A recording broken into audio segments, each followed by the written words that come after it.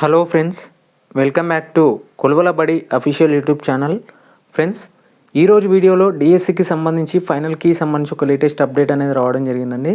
Friends, ఇక్కడ చూసుకున్నట్లయితే DSC final కీలో కొన్ని తప్పులు ఉన్నాయంటూ కూడా అభ్యర్థులు అయితే అధికారులకు అయితే ఫిర్యాదు చేస్తున్నట్లు కూడా కొంత అప్డేట్ అనేది మనకు కొన్ని న్యూస్ పేపర్లో రావడం జరిగింది. ఫ్రెండ్స్, ఇక్కడ దానికి సంబంధించిన ఇన్ఫర్మేషన్ తెలుసుకునే కంటే ముందు మన కింద డిస్క్రిప్షన్లో సెంట్రల్ జాబ్స్కి సంబంధించినటువంటి ఇన్ఫర్మేషన్స్తో ఒక ఛానల్ అనేది క్రియేట్ చేయడం జరిగింది. అందులో మీకు సెంట్రల్ జాబ్స్ ఇన్ఫర్మేషన్ అనేది మీకు క్లియర్ కట్గా నేను ఎక్స్ప్లెయిన్ చేస్తాను ఖచ్చితంగా.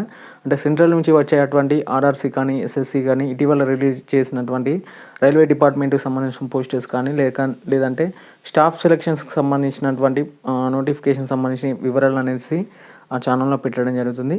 ఒకసారి కింద డిస్క్రిప్షన్లో ఉంటుంది, లింక్స్ వచ్చేసి ఒకసారి క్లియర్గా ఛానల్ చెక్ చేసుకొని ఒకసారి సబ్స్క్రైబ్ అయితే చేయండి. ఫ్రెండ్స్, ఇక్కడ చూసుకున్నట్లయితే డిఎస్సి ఫైనల్ కీకి సంబంధించి ఒక లేటెస్ట్ అప్డేట్ అనేది ఇక్కడ క్లియర్గా చూసుకోవచ్చండి. ఇక డిఎస్సి ఫైనల్ కీలోను కూడా తప్పులు ఉన్నట్లు కూడా అభ్యర్థులు అయితే గుర్తించడం జరిగింది. ఇక ఆధారాలతో అధికారులకు ఫిర్యాదు చేయనున్న అభ్యర్థులు అంటూ కూడా ఇక్కడ క్లియర్గా చూసుకోవచ్చు. ఇవాళ రీచెక్ చేయనున్న రివ్యూ కమిటీ అంటూ కూడా ఇక్కడ లేటెస్ట్ అప్డేట్ ఉంది. ఇటీవల విడుదలైనటువంటి డిఎస్సి ఫైనల్ కీలో కూడా తప్పులు ఉన్నాయని అభ్యర్థులు అయితే ఆందోళన వ్యక్తం చేస్తున్నారు. పలు క్వశ్చన్లకు ఆన్సర్లు తప్పుగా ఇచ్చారని పేర్కొంటున్నారు. తెలుగు అకాడమీ రూపొందించిన పుస్తకాల్లోని అంశాలను పరిగణలోకి తీసుకోలేదని ఆరోపిస్తున్నట్లు తెలుస్తుంది. అలాగే స్కూల్ ఎడ్యుకేషన్ అడిషనల్ డైరెక్టర్ లింగయ్యకు అభ్యర్థులు అయితే కలవడం జరిగింది. ఎస్జిటి క్వశ్చన్ పేపర్లలో పలు క్వశ్చన్లకు ఆన్సర్లు తప్పుగా ఇచ్చారని ఫిర్యాదు చేయడం జరిగింది. 2 క్వశ్చన్లు ఇటీవల జరిగినటువంటి టెట్ ఎగ్జామ్లోనూ వచ్చాయని, వాటిలో ఆన్సర్ కరెక్టేనని ఇచ్చి ప్రస్తుతం ఇప్పుడు అవి తప్పుగా ఉన్నాయని వివరించడం అయితే జరిగింది. వీటికి సంబంధించిన ఆధారాలను కూడా అందజేయడం జరిగింది.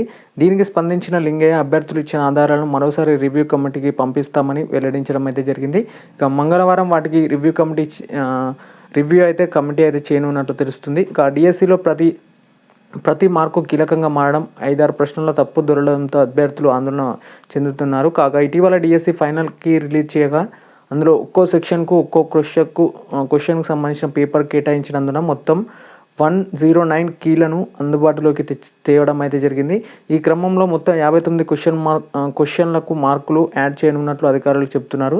అయితే మరో వారం రోజుల్లో డిఎస్సి పరీక్షల్లో వచ్చిన మార్కులను, టెట్ మార్కులను కూడా యాడ్ చేసి మెరిట్ లిస్ట్ ఇచ్చేందుకు అధికారులు అయితే చర్యలు తీసుకున్నట్లు కూడా తెలుస్తుంది. ఇక జిల్లాల వారీగా, సబ్జెక్టులు, మీడియం వారీగా మెరిట్ లిస్టులు ఇవ్వనున్నట్లు కూడా ఇక్కడ కొంత ఇన్ఫర్మేషన్ అయితే ఉంది. అలాగే ఈ డిఎస్సి క్వశ్చన్లకు సంబంధించి ఏ విధంగా వచ్చాయో మరొక న్యూస్ పేపర్లో ఒకసారి మనం క్లియర్గా గమనిద్దాం.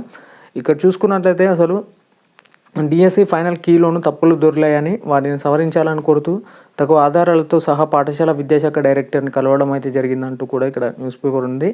అలాగే ఫలితాలు ఆలస్యం, అలాగే ఫైనల్ కీపై అభ్యర్థుల అభ్యంతరాలు సంబంధించి ఒక వర్ణం స్థానంలో మరొక వర్ణం వచ్చి చేరడాన్ని ఇలా అంటారు అంటూ కూడా ఆప్షన్స్ కూడా ఇవ్వడం జరిగింది. ఏకదేశం, ఆదేశం, బహుళము, నిత్యము.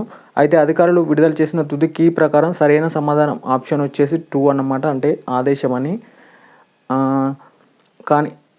ఇచ్చారు. కానీ అభ్యర్థుల ప్రశ్నకు సరైన సమాధానం వచ్చేసి ఆప్షన్ 1 ఏకదేశం అంటున్నారు. ఇదే ప్రశ్న ఈ ఏడాది మేలోను జరిగిన టెట్ పరీక్షలోను కూడా ఇవ్వడం జరిగింది. ఫైనల్ కీలో సమాధానం ఏకాదేశం ఇచ్చారని, కానీ ఇప్పుడు డిఎస్సిలో ఆదేశం ఎలా అవుతుందని కూడా ప్రశ్నించడం అయితే జరిగింది.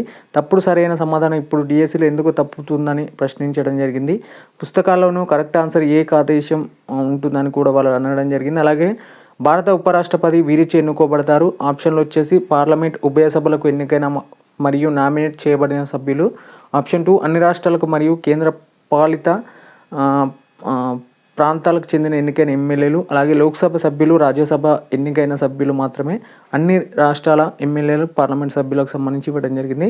ఫైనల్ కీ ప్రకారం సరైన సమాధానం వచ్చేసి ఆప్షన్ 1, కానీ అభ్యర్థులు చెబుతున్న సరైన సమాధాన జవాబు వచ్చేసి ఆప్షన్ 3 అన్నమాట. లోక్సభ మరియు రాజ్యసభకు ఎన్నికైన సభ్యులు మాత్రమే.